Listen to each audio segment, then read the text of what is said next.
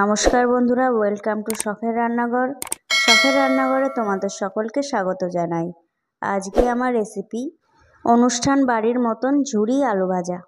আর বাঙালিদের কিন্তু এই ঝুরি আলু ভাজা খুবই প্রিয়, আর বাচ্চারা তো এই ঝুরি আলু ভাজা খুবই পছন্দ করে। তাহলে চলো আমরা দেখে নিই একেবারে অনুষ্ঠান বাড়ির মতন ঝুরি আলু ভাজা কিভাবে বানিয়ে নেওয়া যায়। আর এই আলু ভাজা কিভাবে দীর্ঘদিন রেখে দেওয়া যায় সেটাও আজকে আমি তোমাদের বলে দেব। তাহলে চলো আজকে রেসিপিটা শুরু করে দিই।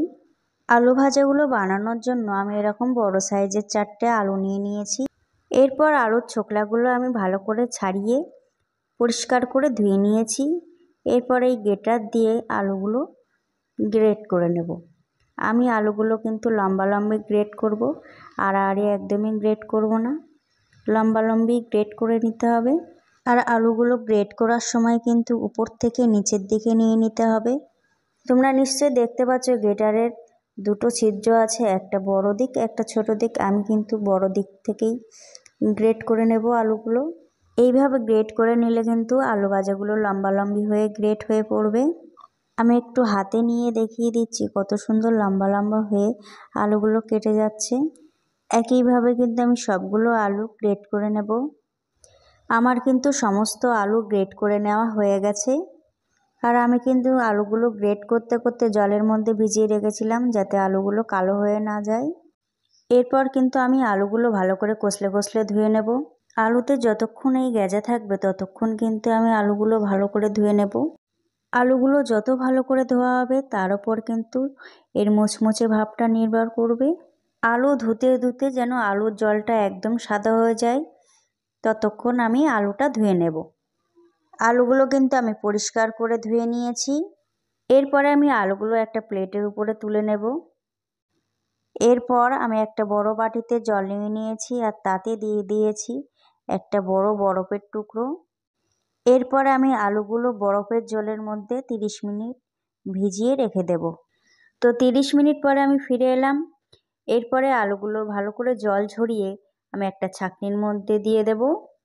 আলাদা করে আর আমি কাপড়ের মধ্যে জল ঝরিয়ে রাখবো না, এইভাবে জল চিপে ছাঁকনির মধ্যে দিয়ে দিলেই হয়ে যাবে। এরপর একটা কিচেন তাওয়াল দিয়ে আলুগুলির উপর থেকে জলগুলো চিপে চিপে আমি নিয়ে নেব যাতে এক্সট্রা কোনো জল না থাকে। এরপর ওভেনে একটা কড়াই বসিয়ে দেব আর তাতে দিয়ে দেব 6-7টা শুকনো লঙ্কা। আর শুকনো লঙ্কাগুলো ভাজা হয়ে গেলে আমি তুলে নেব। এরপর আমি কারি পাতাগুলোও ভেজে নেব। কারি পাতাটা আমার ভাজা হয়ে গেছে, এরপর আমি কারি পাতাটাও তুলে নেব। এরপর আমি কয়েকটি চিনেবাদাম ভেজে নেব। এখানে কিন্তু আমি 1 কাপ মতন চিনেবাদাম দিয়ে দিয়েছি। তো আমি কিন্তু চিনেবাদামগুলো ভালো করে ভেজে নিয়েছি। এরপর আমি চিনেবাদামগুলো তুলে নেব। এরপর হাই হিটে তেলটা ভালো করে গরম করে নেব। তারপর তেলের মধ্যে আলুগুলোও দিয়ে দেব। আর আলুগুলো যতক্ষণ না তেলের উপরে ভাসবে ততক্ষণ আমি আলুগুলো ভেজে নেব।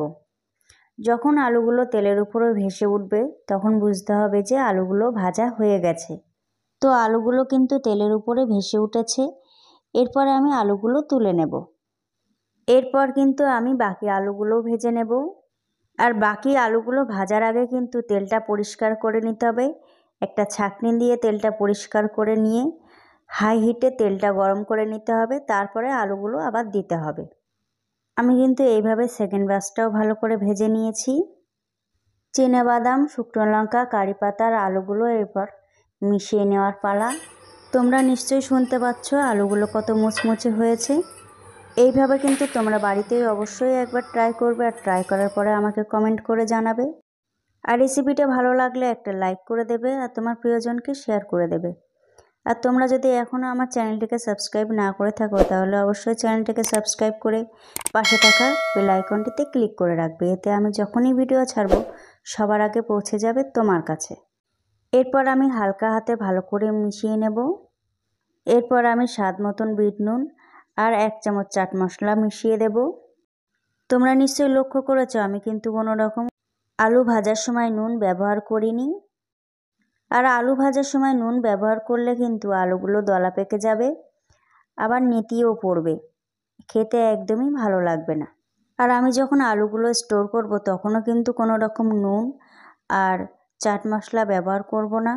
আলুগুলো খাওয়ার আগেই কিন্তু নুন আর চাট মশলা ব্যবহার করতে হবে। তাহলে আজকের মতন এই পর্যন্ত। দেখা হচ্ছে অন্য কোনো রেসিপি নিয়ে। সবাই ভালো থাকবে, সুস্থ থাকবে। নমস্কার।